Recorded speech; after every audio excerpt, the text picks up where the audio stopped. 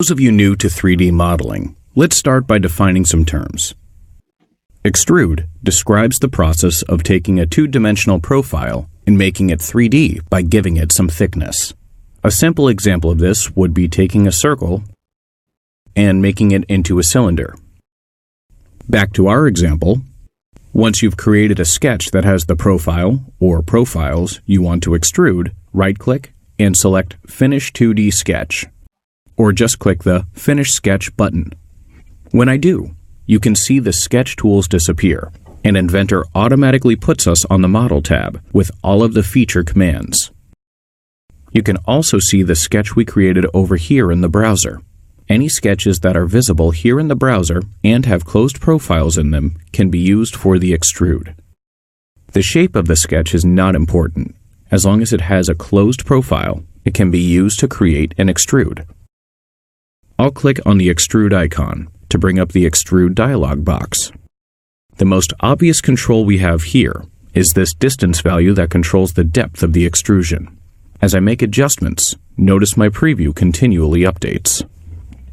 Currently, the extents option is set to distance. Distance simply means I want to take my profile and extrude it in a single direction using the specified depth. As I change the value for the depth, you may have noticed that the material was being added to the left side of the sketch. I can change that by using this button. I can also use this arrow as a handle to drag the material from one side to the other. As I do this, notice the value of the depth is also changing. These arrows can be helpful when you are working on a design concept. If you don't care about the exact depth, this is a quick and easy way to explore different scenarios. Another very common option is to have Inventor extrude the material evenly to both sides, using this symmetric button. When using symmetric, the distance value represents the total depth. Inventor will take care of splitting half to each side. If you have the need to add more material to one side of the sketch than the other, you can activate the asymmetric option. This allows me to specify a unique depth, or even a different end condition for each direction. I'll switch back to using symmetric and type in the value I want for the total extrusion. There are a couple more options that we'll take a look at in some upcoming lessons, but for now, I want to finish the extrude command. To accept these settings and finish the command, I can press OK in the dialog box. Take a look at the browser window on the left. Notice the feature Extrusion 1 listed here. This represents the extrude feature I just created. Every feature you create as you build a part is going to be listed here. This is important because this list will give you access to features in case you need to make changes. For example, if I want to change the depth of this extrude, I simply right-click on it here in the browser and select Edit Feature. Or, as a shortcut, I can simply double-click on the feature icon here in the browser. These are the settings I use to create the extrude. I can change the depth. Click OK, and right away, the change takes effect. By clicking the arrow here, I can also see the sketch that was used in creating the extrude. If changes to the sketch are required, I can right-click on the sketch and select Edit Sketch. Or, just as you saw a moment ago, I can use a shortcut and simply double-click on the sketch icon. This brings me right back to the sketch, where I can make changes, such as adding or changing dimensions. When I finish the sketch, the changes take effect immediately.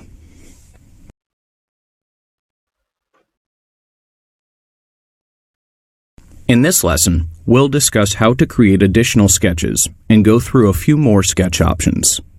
We'll begin by creating the sketch for the tombstone shape. Whenever you create a 2D sketch, you'll have to tell Inventor what plane you're sketching on. You can either use faces of the model or one of the default reference planes found in the browser to tell Inventor where to place the 2D sketch. For this example, I'll use this small flat face to position the sketch. Even though the sketched profile for the tombstone will not fit on this small face, you can think of it as an infinite imaginary plane that tells Inventor where in space the 2D sketch will be located.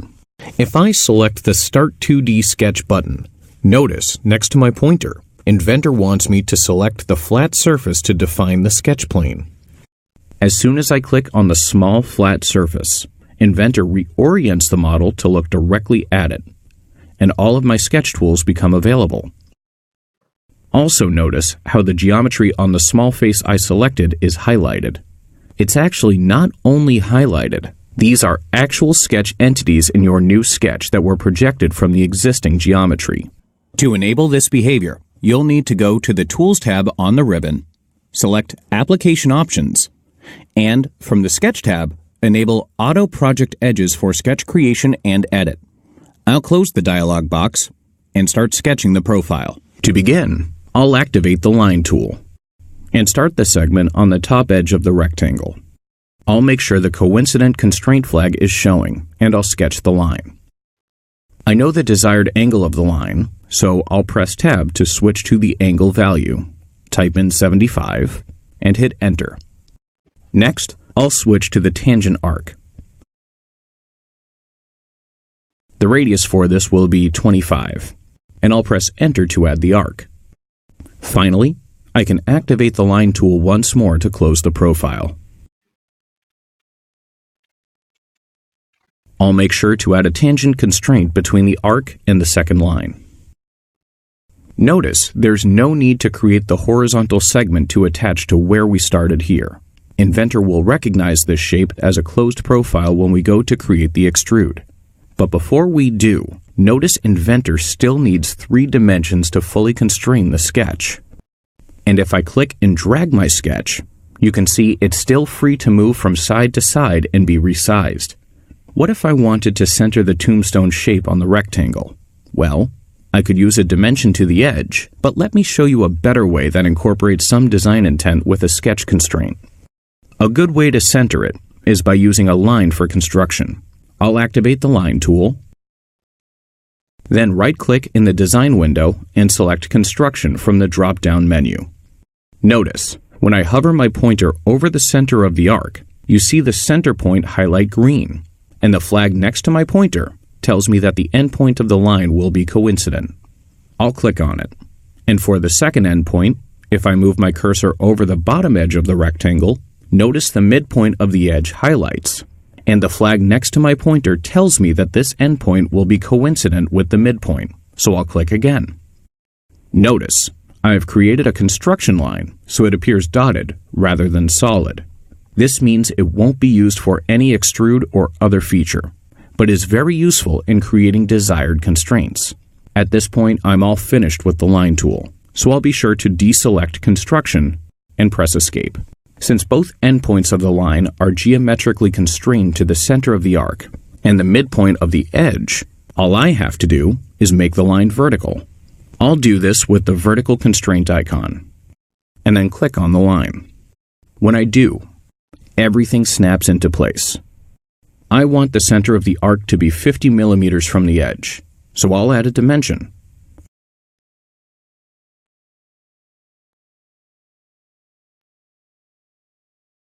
I now only need 1 dimension to finish constraining the sketch.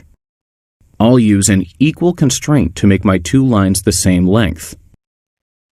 And when I do, the lines become navy, and the status bar tells me that the sketch is fully constrained. Finally, I'll finish the sketch by clicking on the green check. If the idea of using constraints like this is confusing to you, don't worry.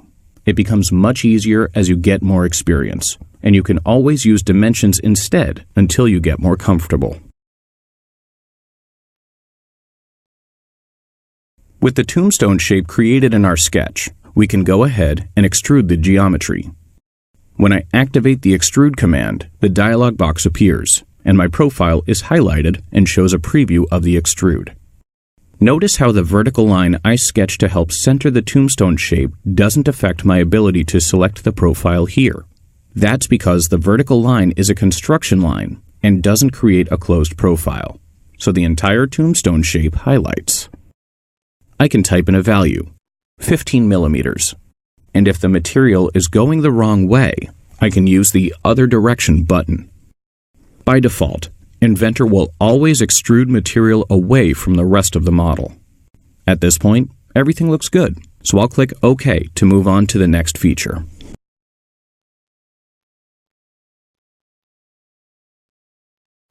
At this point, we can continue adding features, but I'd like to show you how to work with some of the geometry you've already created. If you'd like to change some geometry, oftentimes new users tend to delete features and recreate them from scratch, but that's not necessary. In Inventor, you can always go back to the sketch to change the shape of the geometry, or you can always go back to the feature to change the thickness. Let me show you what I mean.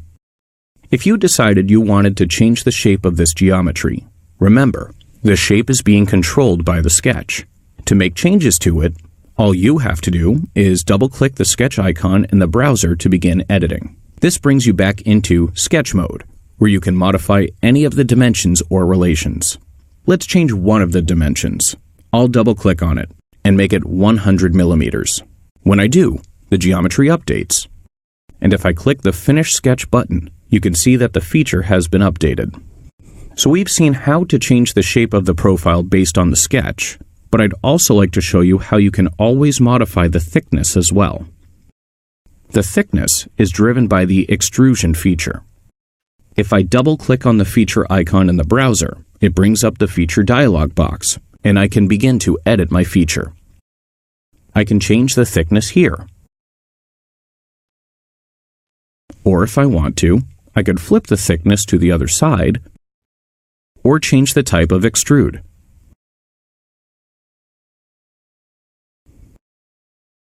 After making the change, I can click OK and the geometry updates. So, to sum up, the sketch is controlling the shape, while the feature is defining the thickness.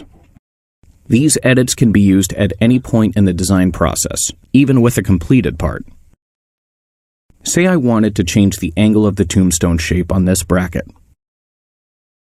All I have to do is double-click the sketch to edit the feature, enter a new angle, and click the green check. When I finish the sketch, you can see that the part has updated to include my change. The ability to edit existing geometry is a key part of parametric modeling and makes preparing or editing parts for assembly very easy.